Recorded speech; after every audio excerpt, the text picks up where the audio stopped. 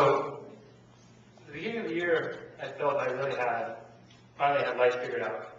You know, I knew where I was going, I had ambitions, I had dreams, I knew where my career was going, I had friends around me who were amazing people, and I realized at some point that I just surrounded myself with just amazing people in my life.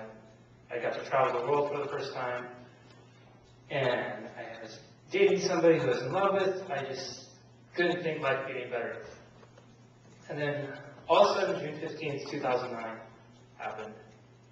And at 1:57 p.m., I got a text message from a very close friend of mine, and it said, "I love you all."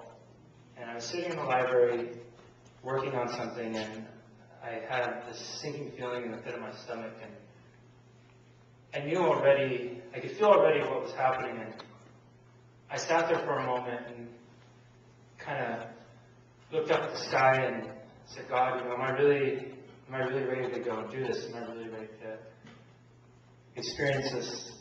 And I called my very best friend Casey, and called him because him and I have done pretty much everything you can do in life, so I figured why the hell not do this together too. And we went looking for my friend Gabe. About 50 minutes later, we found him. He was clinging to life. He was bleeding profusely from his head from a self-inflicted gunshot wound. Casey and I tried to administer CPR to him. We did everything we could to try to keep the blood from leaving his body. We sat there and watched him gasping for air. And while this was going on, all of a sudden I realized I didn't have life figured out. And there's a part of me that stepped away and was really trying to figure out, like, wait, this doesn't compute to my picture-perfect image I just created of the world. And it was amazing because just in that moment, so much changed for me. So much. My relationships, the way people interacted with me was really different. I had all these people in my life that loved me and looked up to me, and they would come to me afterwards and want to talk and try to help, and they would look at me and it was like this deer in caught in headlights look. It was like, "I love you, but I don't know what to say, I don't know what to do, I don't know how you feel, I can't even fake it." There was no fake it till you make it with this. It was just you're on this completely separated field of existence. And I was trying to figure out, okay, why am I here? And Mariette mentioned being given a gift. And I started to think that in the process of why this was all going on with my friend, and I realized that he had chosen me to be here for a reason. What that is, maybe this is part of it, I'm still trying to figure it out. But I learned something from it, that Gabe was one of those people that he would always greet you with a hug. He would always hug you goodbye, and he'd always tell you that he loved you. And this wasn't just like a once in a while thing. You know, if I showed up to see him at work, he'd come out, give me a hug, and say goodbye, "Thanks for coming by, I love you." And I never thought of how important that was, you know, because we say "I love yous" all the time, and we say them in such a mechanical way. You know, "Hey, what's up? See you later. Good night. I love you. You know, have a good day. I love you."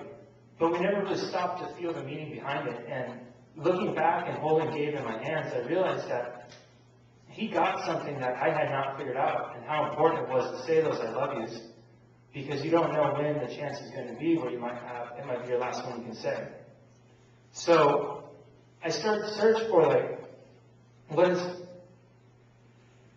"I love you" mean to me?